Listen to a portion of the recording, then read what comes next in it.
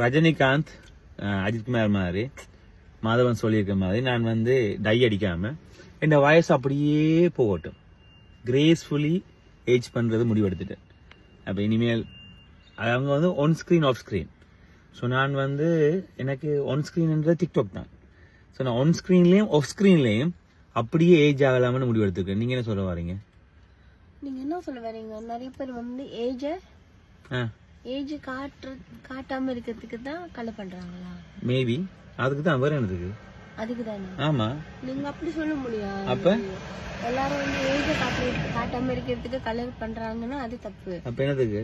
Actually அவங்க வந்து பிறந்ததுல இருந்து ஸ்பெஷலி அவங்களுக்கு ஒரு கலர் ஹேர் இருக்கும்.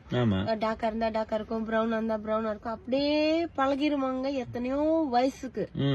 திடீர்னு அவங்களுக்கு ஒரு கட்டத்துல வந்து இந்த ஒயிட் ஹேர் வரும்போது தே ஃபீல் லைக் ஒரு ஹோல்ட் இல்ல, ஒரு அன்ஹெல்தி மாதிரி ஒரு மாதிரி ஒரு ஃபீல், அப்படியே ஒரு டயர்டான ஒரு ஃபீல் மாதிரி இருக்கும் அவங்களுக்கு. என்னடா திடீர்னு இந்த மாதிரி இருக்க அப்படின்னு ஒரு ஃப்ரெஷ்ஷா இல்லாத மாதிரி இருக்கிறோம். அதனாலதான் நிறைய பேரு கலர் பண்றாங்க.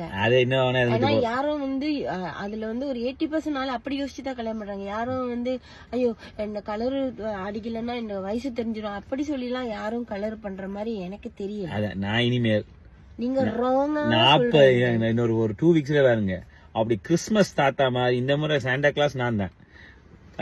உங்களுக்கு அந்த மாதிரி ஒரு கான்ஃபிடென்ட் இருந்ததுன்னா நீங்க அந்த மாதிரி இருக்கலாம். I am a very confident man because I follow தலைவர். Okay. இனிமேல் கருப்பு அடிச்சீங்கன்னா என்ன செருப்பு அடிங்க. Bye.